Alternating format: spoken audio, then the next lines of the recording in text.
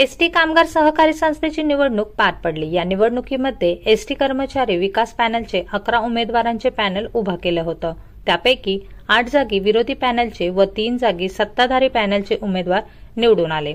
कामगार संघटना पॅनलच्या 61 वर्षांनंतर धुव्वा उडवलेला आहे व त्यांना पराभवाला सामोरं जावं लागलं।